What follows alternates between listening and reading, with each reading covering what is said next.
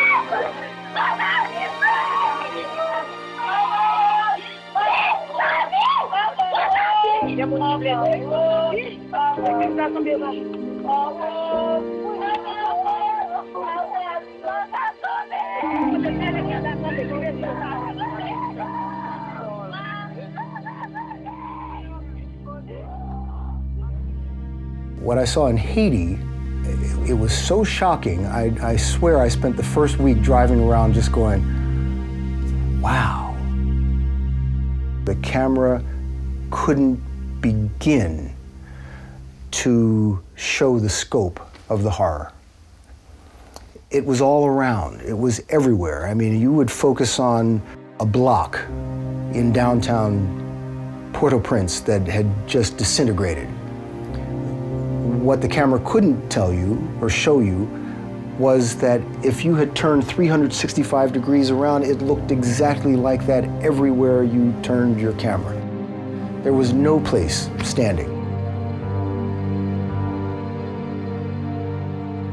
CBS, when they had first got there, had secured this motel, essentially, by the airport. And it really was a motel in the very loosest sense of the word, but it was a shelter. We had a secure gate, and they had paid a security guard to, keep watch. So it was a safe place for CBS to be, and it was right down in the heart of it. It was right across the street from the airport. It was seconds from downtown, and it was a good place to be. But it was also, we were living like Haitians. We didn't have running water most of the time. Power was sporadic. We didn't have food we could eat. Some of our crew members did eat in the motel kitchen, but got airlifted out on IVs because they got so sick. So we were eating MREs and power bars and taking bottled water showers and living with just dust and debris and people. And it was hard. I mean, it's hard to do your work when at the end of the day, you're sleeping essentially on the ground or you're hungry, and it was really, it was trying, and so it made the days very long. We saw people jostling with each other to get to a broken water main to get water that they knew was dirty, but it was the only water they had. So it was either have that dirty water or have nothing. And this mother with her baby was getting the dirty water and knew that she was going to be giving water to her baby that might make the baby sick, but the baby needed water, so, you know, which one does she do? There were a lot of people that would come to the gate, and there was surprisingly little begging. I mean, the whole time we were in Haiti, nobody was asking you for a handout, they were asking for work. And so we'd have guys at the gate speaking broken English, or in some cases good English. They'd be English teachers whose school had fallen down, and they'd be at the gate saying, "Can I work for you? Like, I don't care what you pay me, I just need something. You can pay me in food and water if you want." We were set up right by the airport, and the airport was where all of the relief and aid was coming in.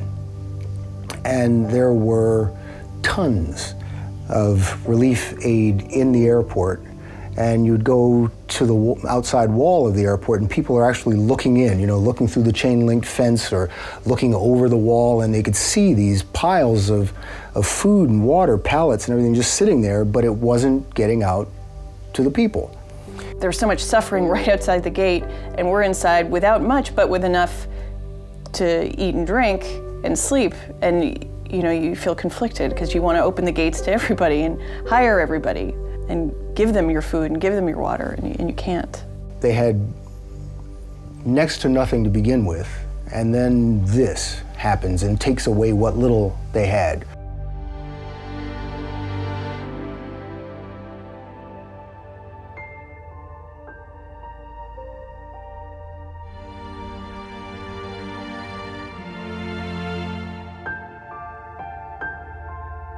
Haiti was a lot safer than I had anticipated, and we traveled with security and we had security all the time, but there were only a few instances where I really felt scared.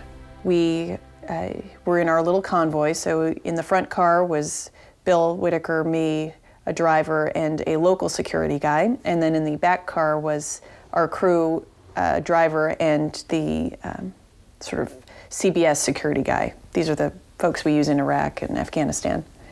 And we were driving along, and it was a nice neighborhood. We were driving up into the hills and came to an intersection where there was a whole group of people marching and waving sticks and kind of singing and chanting. And so we rolled down the window to see what was going on, thinking it was some kind of, I don't know, religious service, or it seemed friendly. And we rolled down the window, and our fixer stopped someone and said, "What's going on?" And he said, "We're protesting because they stopped handing out food." And literally in that 1 second that the window was down, the whole tenor of the protest changed, and all of a sudden they were angry. And they weren't singing and chanting, they were screaming and waving the sticks. And then in front of us, these guys had pushed a dumpster in front of the car and had started stacking tires around it to burn. And I mean, it was like we were in Somalia all of a sudden. And I'm sitting in the car, sort of like gripping the arm, saying to our local guy, "What do we do?" And radioing back to the other guy, "What do we do?" And he said, "Just sit tight and try to get out of here. And if they break a window or try to take one of you out of the car, then I'll get out and start doing something. But otherwise, just sit and try to find a way out." And somehow our fixer made eye contact with one of the guys stacking tires, and miraculously this guy cleared a path and we were able to drive out. But it was really close and really scary. It wasn't the fear of your fellow man, at least not in the beginning. It was the fear for your life. We all cried a lot, I think, and there were times where we would just, at the end of the day, break down or get quiet or just stop and process. But I mean, you helped in the little ways you could while still doing your job and covering the story. There was little woe is me. There was very little of that. It was sort of like, well, now what? They buried their dead.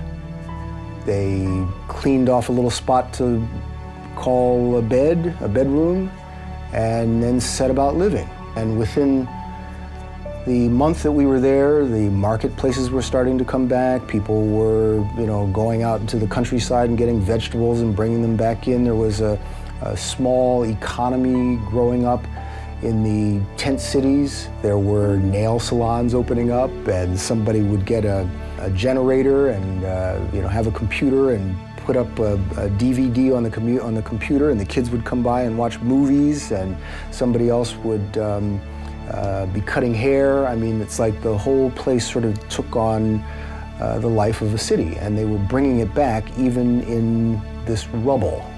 If someone got a big bag of rice from USAID, they'd bring it back to their little section of the tent and they'd cook it up for everybody. And they'd share what they had and keep each other alive.